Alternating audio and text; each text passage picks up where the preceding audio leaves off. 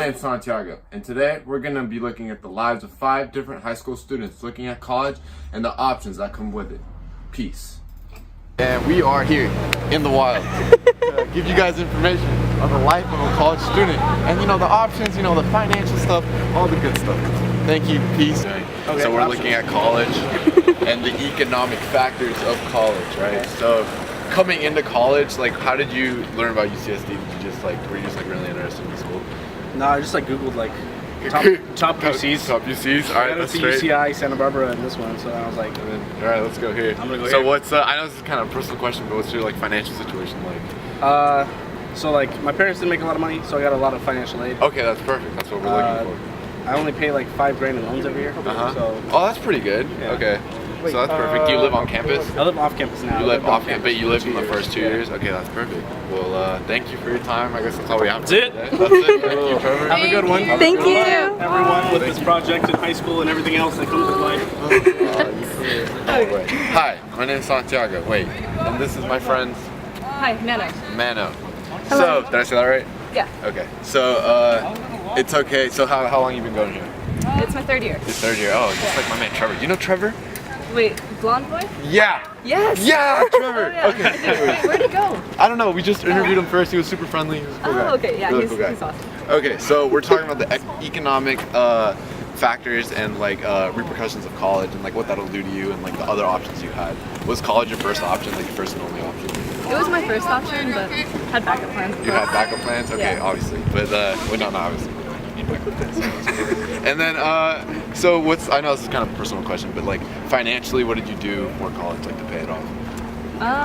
I got pretty lucky and got a lot of financial aid. Oh, really? Okay, Yeah. That's perfect. Did you get any kind of scholarships or did you just... Yeah, scholarship. Oh, wow. Okay, so you're a smart one. Lucky one. Not Lucky one, smart. Yeah, either way. And, okay, that's perfect. So you're not gonna, you wouldn't say you'd have a lot of debt coming out of college, you're pretty set off. No, probably not. Okay, Unless perfect. I go to grad school. If I get Is that a plan? Do you think that's an the option plan. for you? That's a and plan. Then that's when I'm gonna make my What are you debt. studying right now? Aerospace engineering. Oh wow, that's what I want to study. That's Hey, perfect. thanks. That's really cool. I want to come here also. Okay, well that's all we have for you today. Thank you. Thank you so much. Hey, so today we're gonna go and ask a couple people if their AP test actually helped with their college. So, how much do you think your AP classes that you took in high school saved you in college? For me personally, nothing because I'm still doing 4 years. But I could have done 3 years if I didn't pick up a minor. So I guess it could have saved me a year's worth of tuition. How much did AP classes save you? AP classes, I took 10, I passed all 10, saved me probably around $8,000 to $10,000. Go. All right, so we just interviewed college students, but now we're actually gonna go to the down and dirty, and we're gonna go check out their dorms.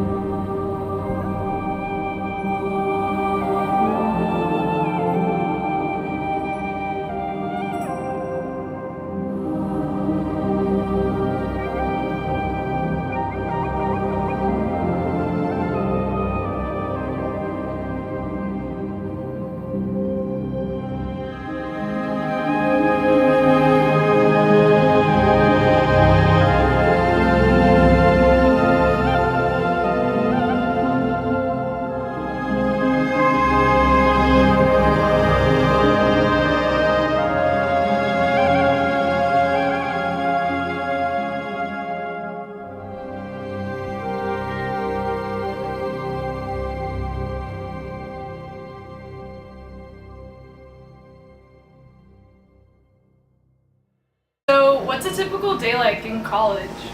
I slowly ease my way into the day. So if I have at 8 a.m., I have to wake up maybe an hour earlier to shower, brush my teeth, and go. If my class is 11 a.m., so I'm gonna go get breakfast first, then go to class. So it's pretty busy. You're out of this room pretty much all day, right? Yeah. Yeah. So.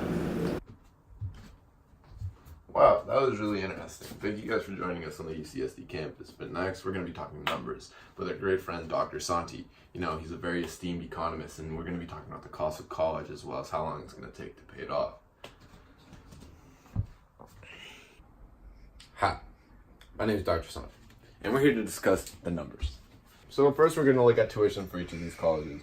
At Palomar, we're looking for in-state, we're looking at $1,340, and then out-of-state, we're looking at $7,080. At UCSD, we're looking at $11,500 in-state, $39,500 out-of-state. Then we're gonna look over at Cal Poly, for which we have in-state is $9,430, and then out-of-state, we're looking at $21,700. And then we're looking at the big honcho Columbia, and we're looking at $54,500 over here for in-state, and then, you know, not much of a difference out-of-state, which is going to be $55,000, $55,060. Next, we're going to look at the 1 year total averages for each of the colleges. So first, we're going to look at Palomar again, and here we're going to be looking at $5,860. At UCSD, we're looking at $32,160, and then at Cal Poly we're looking at $27,220, while at Columbia we're looking at, you know, the biggest number, $39,500. Then when we look at the total cost, we're gonna look at Palomar, it's only a good $11,720, and then at UCSD we're looking at a much larger $102,980. Next, we're gonna look at Cal Poly, which is gonna be $163,350, and then Columbia, we're gonna be looking at $218,900 as the totals. Next, we're gonna be looking at the hours to pay off each of these colleges when we're looking at just a $15 per hour pay, which most jobs are gonna pay for a student in your stature. So here we're gonna look at Palomar, which is only a good, you know, 78 hours. But next, we're going to be looking at UCSD, which is a much larger 12,865 hours. Then we're going to look at Cal Poly, which is 10,890 hours, and Columbia, which has the most at 14,539. Now, to put this in more understandable, mundane terms, I'm going to look at total time to pay off, and which it seems good. So then for Palomar, we're only looking at around 98 days. You know, pretty easy. You can work while you're going to college to pay off your tuition. That's to pay off your tuition. Then at UCSD, I'm going to be looking at the hours to pay off the total. So here it's going to be a much larger 4.4 years. Going to be much more work, but I don't know, it might be worth it. Then we're going to be looking at Cal Poly, a little less, but still a lot, 3.75 years. And then Columbia, which we're only looking, well, we are looking at around 10 at 9.9 years. Thank you for joining me here on Dr. Santi. Next, we're going to be joining our students while they research some economic concepts relating to college. Thank you. What is the value of college? Well, value itself is expressed as an item's worth in money. It's not determined by how much an item is necessary to life or how essential it is, but rather is determined by how much an item is in demand or how much somebody is willing to pay for an item. College itself has a very high value because society puts education on a pedestal, and thus a lot of people demand to be educated. Therefore, the monetary value of college is very high and thus has a very high value. It's important to realize your other possible options as well. Trade-offs are all of the different paths that you have instead of going to college. This includes things like traveling, getting a job, taking a gap year, or starting a family. Meanwhile, your opportunity cost would be your next best option. For me, if I didn't go to college, my next best option would be to get a degree online. For you, it could be different. It really just depends on your situation and what you want. One economic concept that a lot of students face in college is shortages, which essentially there is a huge shortage of resources in the educational system.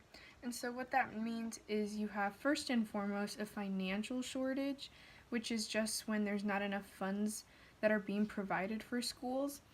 And then there are other shortages such as supplies, which include teachers.